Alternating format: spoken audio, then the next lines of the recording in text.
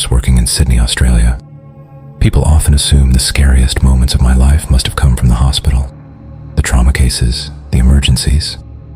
But the truth is, the most terrifying night I've ever lived through didn't happen at work. It happened back in 2012, when I was just a 19-year-old first-year nursing student in Newcastle, New South Wales, Australia. I'd moved down from Port Macquarie that year to study at the University of Newcastle. Money was tight, so I picked up evening shifts at a little diner on Hunter Street. The work wasn't glamorous, but it kept me afloat. One night, I was finishing a late shift, stacking chairs and wiping tables, when I noticed a man in a dark hoodie sitting at the counter. He hadn't ordered much, just a coffee that had gone cold hours ago. He barely spoke, but his eyes followed me every time I moved. When I finally closed up around midnight, he left too, just a few minutes before me.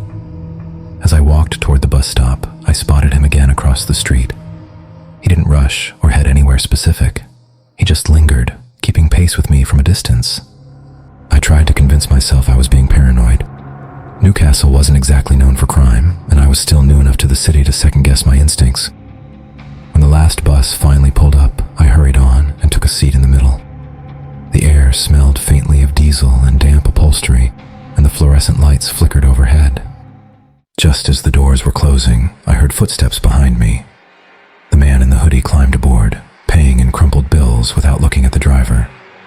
My stomach dropped as he walked past row after row of empty seats, and then chose the very back, directly in line with me. At first, I wasn't alone. An old man sat near the front, nodding off against the glass. A girl with earbuds kept her eyes glued to her phone 2 rows ahead.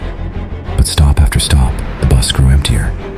The old man shuffled off in Mayfield. The girl stepped out at Waratah. That left just me and him. I tried to steady my breathing, stealing glances at the driver, but he seemed distracted, checking his watch and muttering under his breath. Then, without warning, he pulled the bus to a stop along a dark stretch lined with warehouses. Without a word, he stood up, grabbed his bag, and stepped off into the night. The doors hissed shut behind him, and suddenly I was alone. The only sound was the low hum of the engine. Then came the footsteps. Slow, deliberate, moving up the aisle toward me. I turned and saw the hooded man rising from his seat, each step echoing in the empty bus. His face was half hidden, but I caught a flicker of a smile, faint and unsettling, like he'd been waiting for this moment. My body froze, but instinct kicked in. I shot to my feet, heart pounding, and bolted for the side exit. I yanked down the red handle, shoved the door open, and stumbled into the night air. Behind me, his voice rang out, low, angry, words I couldn't make out, but I didn't stop. My shoes slapped the pavement as I ran until my lungs burned, until I saw the neon glow of a 24-hour servo in the distance. I burst inside, gasping, and begged the clerk to call the police. The police arrived within 15, maybe 20 minutes, but standing there, shaking, it felt much longer. When they finally drove me back, the bus was gone. So was the man. At the station, one of the officers pulled me aside. He told me I wasn't the first to report someone like him, a hooded man who seemed to target young women traveling alone on late buses. There had been multiple reports of missing women in the area over the past year, all of them students or shift workers. A couple of eyewitnesses had even described seeing those women in the company of a hooded man before they vanished, but no one had ever been able to identify him. Hearing that chilled me to my core. If I hadn't run when I did, maybe my name would have been another file in their missing persons drawer. Even now, after 13 years as a nurse in Sydney, nothing I've seen in hospitals has ever made me feel the same kind of raw fear I felt that night. Not blood, not death, not loss, nothing. It was that night on the last bus in Newcastle which stayed with me. The night I was certain I was about to disappear, and no one would have ever known why.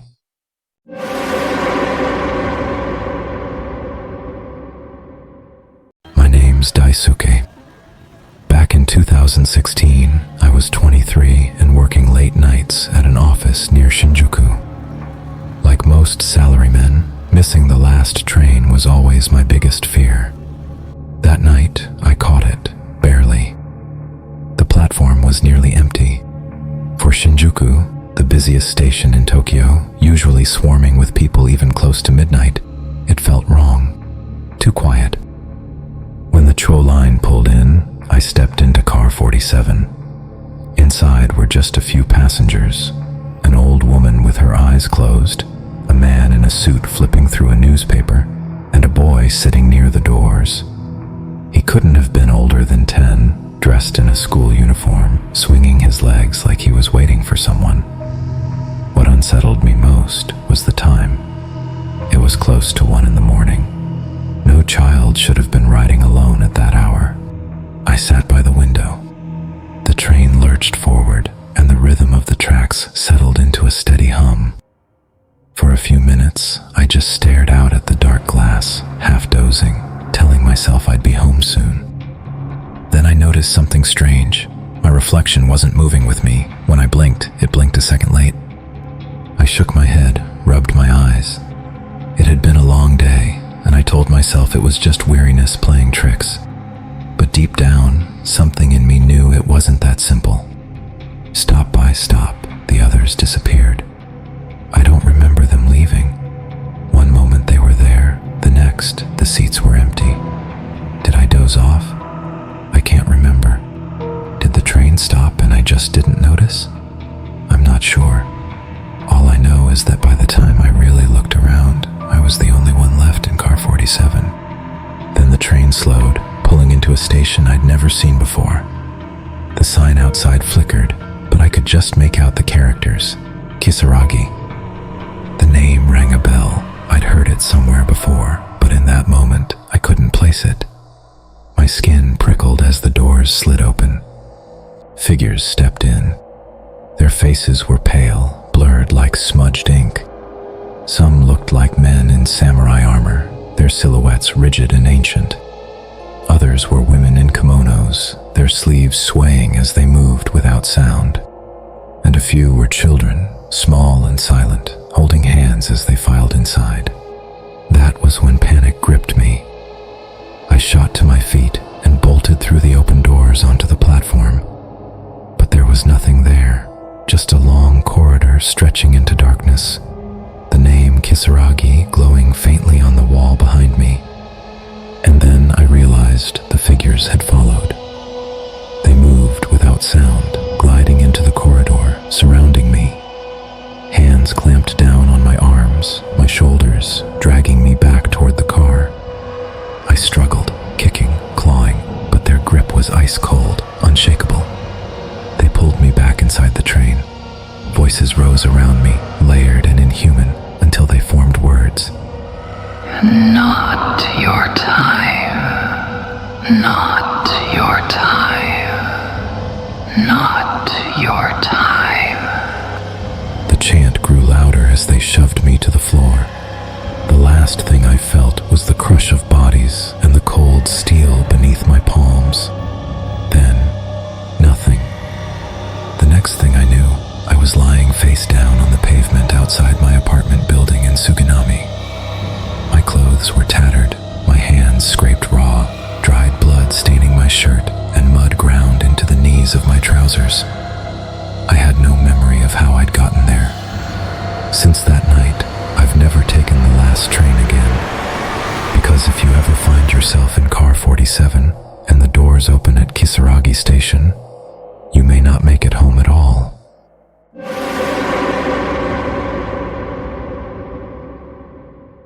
New York City is loud, crowded, and relentless. But it wasn't the chaos that almost broke me. It was the silence. The silence inside a black sedan on a cold night in 2019. I was 23 and working exhausting hours as a junior paralegal at a midtown law firm. Late nights were routine. By the time I left, the subways were running slow, the platforms felt unsafe, and walking wasn't an option that far uptown. So I did what I usually did on nights like that. I ordered a rideshare. A black sedan pulled up. I matched the plate and driver photo before I got in, texted my roommate that I was on the way, and kept the trip screen open. Habits you pick up when you work around cases all day. The driver was middle-aged, cap low, eyes hidden in the rear view. I gave him my queen's address. He nodded but didn't say a word. That silence already felt wrong. Minutes later, I realized he wasn't taking the usual route. We turned off busy avenues into darker, emptier streets. I leaned forward. "Hey, you missed the turn," I said, showing him my screen. He finally spoke, voice flat. "Shortcut, don't worry, you'll get home." But the way he said it, too deliberate, too cold, made my stomach twist. I reached for the door handle, locked. I tried the other side, locked too. He had engaged the child safety locks. "Why are the doors locked?" I asked. No answer. Just the hum of the engine as he steered us off the main road, down a narrow side street that cut past a small park. The street lamps thinned out until there was almost no light at all. He rolled deeper into the shadows, finally easing the car to a stop on the edge of an empty lot. Then he cut the engine. He turned in his seat, eyes meeting mine in the mirror for the first time. "Out," he said. His voice wasn't flat anymore, it was hungry. "Get out. We'll take a walk." That's when I saw the knife glinting in his hand. My heart pounded, but fear sharpened me. He didn't know I'd trained in karate since high school, a brown belt, just one step below black. Years of drills and sparring had etched the moves into muscle memory. I kept my face calm, nodded, and waited. When he reached across to unlock the rear door, I pushed it open and stepped out slowly, hands raised, pretending to comply. The second he came around the car, knife low, I struck. A snap kick to his knee, hard enough to buckle it. I twisted his wrist.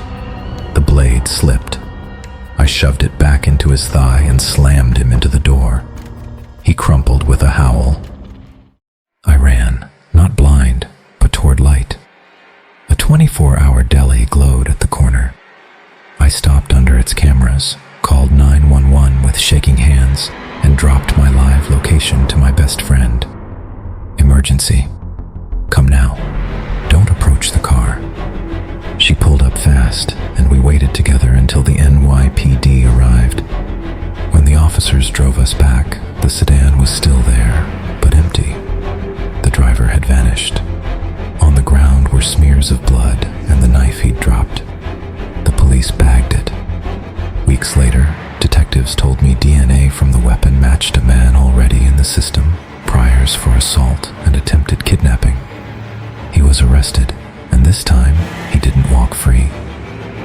Even now, 6 years later, I can't get into a rideshare without memorizing the plate out loud, checking the locks, and keeping one hand free. Because that night in 2019, in the back of a black sedan, I came seconds away from being another missing person in New York City.